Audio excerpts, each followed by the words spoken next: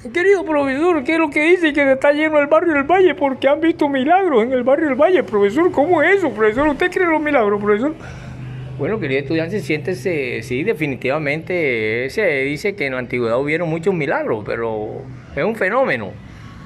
Hoy en día que hay actores y hay una cantidad de cuestiones que tienen que ver con el proceso de adoración al dinero, mucha gente se presta para las sinvergüenzuras y las cosas, y entonces se utiliza el milagro como una de las formas de culto y que guarden con la tradición aquellas cosas de los milagros que hacía un nazareno, por eso.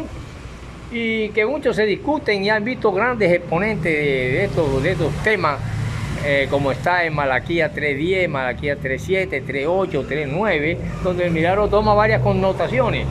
Pero viéndonos a los orígenes del diezmo y del milagro, vemos que se antepone aún a Jesucristo. Ya antes de Jesucristo había milagros por medio de profetas.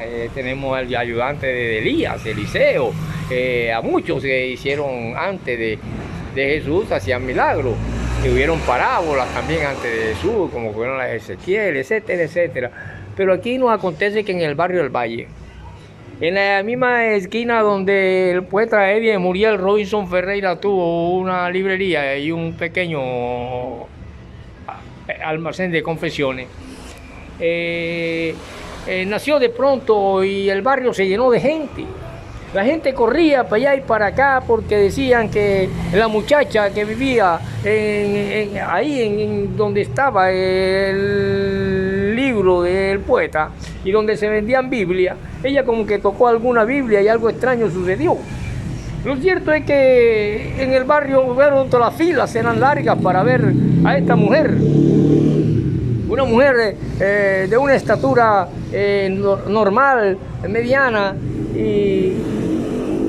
y que en su fisonomía ella baila, le gusta el baile, y tenía una camiseta rayada que no era del Junior, ni del Nacional, ni de ningún equipo del Brasil. Sencillamente estaba deportivamente, y de pronto llegó un muchacho en muletas, y el muchacho en muletas tosiendo que estremecía los nervios de las personas, de ese gargajo verde que botaba y que prácticamente parecía que se estuviera muriendo. Y ella llega a un momento en que le dice: pero ve acá, flaco, ¿qué te pasa? Que te estás muriendo, flaco. Y dice: ay, niña, mira, ve que ya no puedo ni caminar, ando con muleta. Y entonces estaba ahí el PIR. Y el PIR es un agente secreto de la Policía Nacional, donde no había duda del milagro que se iba a efectuar.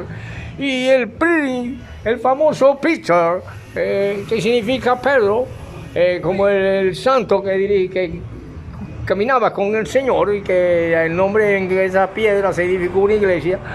El Peter miró y no veía, porque el Peter está ciego, que prácticamente ciego. Pero cuando el hombre le dice a la muchacha: pero ¿qué tiene, muchacho? Ella se acercó y ella entonces lo tocó. Y cuando lo tocó, ella sacó un billete de 10 y uno de 15. De 10 significa 10%. Y sacó uno de 15, que era la mitad del 10%. O sea, le dio 10 muy medio. Y el hombre cogió los 15,000 pesos y puyó a correr de pronto por todo el barrio, y la muleta la llevaba en el sobaco. Y el sobaco, y el que estaba ciego dijo: mira, se llevó la muleta en el sobaco, puyó a correr. Milagro, milagro. Y se ha corrido en el barrio del Valle que hay una muchacha que hace milagro, y están a punto de hacerle un altar en la calle 68 con 1906, donde estuvo la vieja librería del poeta Robinson Eddie Muriel. Ay, profesor, pero entonces, ¿qué es eso de diezmo, profesor? Yo nunca he visto esa palabra. Sí, esa palabra se encuentra en las Sagradas Escrituras. Cuando habla Malaquías, allá el último libro, este es uno de los profetas menores.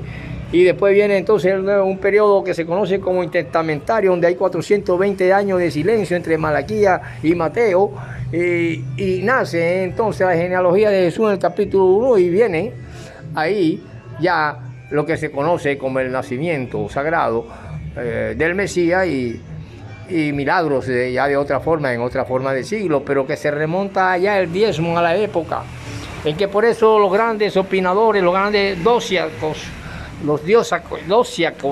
que opinan acerca de esto, algunos dicen ¿Y usted qué dice, profesor? Yo creo sinceramente que el diezmo ni es sagrado ni es maldito. Hoy en día es una viveza que forma parte del sistema, de los misterios del capitalismo que hacen que se acumule dinero. Por ejemplo, cuando se nació la doctrina Monroe, que se decía que América, para los americanos, estaban diciendo que la riqueza de las naciones, de los países subdesarrollados, fuera para los Estados Unidos. Y en eso se basaba la economía política de Adam Smith.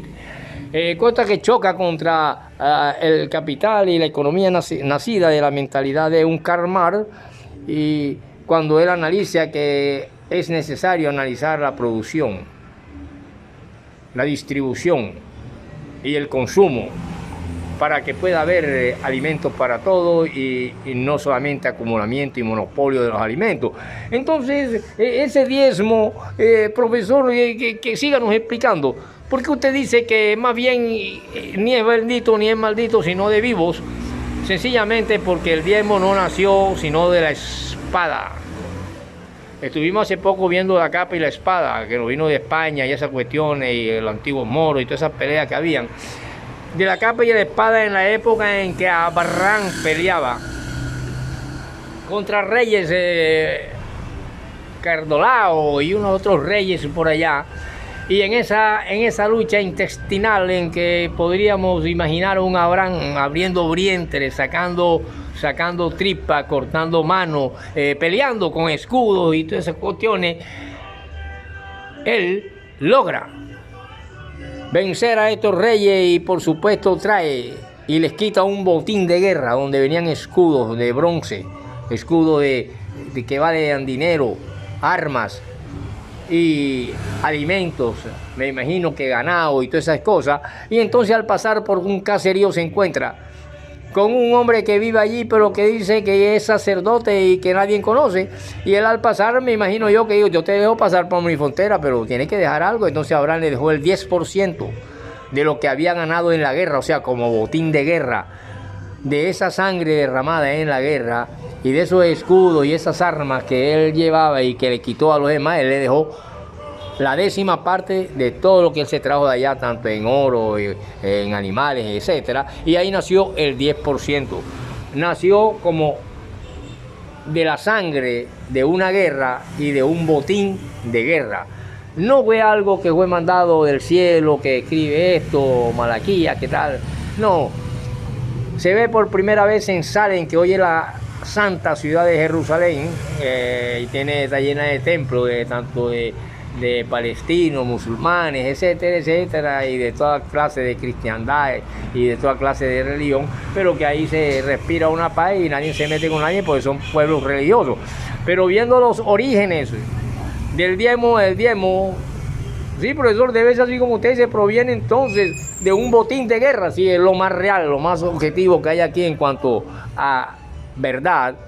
Y que lo demás es fenomenología del espíritu, de lo absoluto y de cómo utilizamos el conocimiento para interpretar algo. Y así que en el barrio Valle, esa mujer hace ese milagro.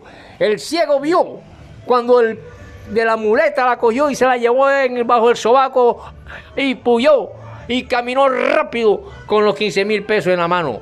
Y ahí ella le dio un 10%, o sea, un diezmo y medio, porque los otros 5 equivalen a medio diezmo. Continuaremos en la próxima para seguir viendo el capitalismo y los misterios del capital.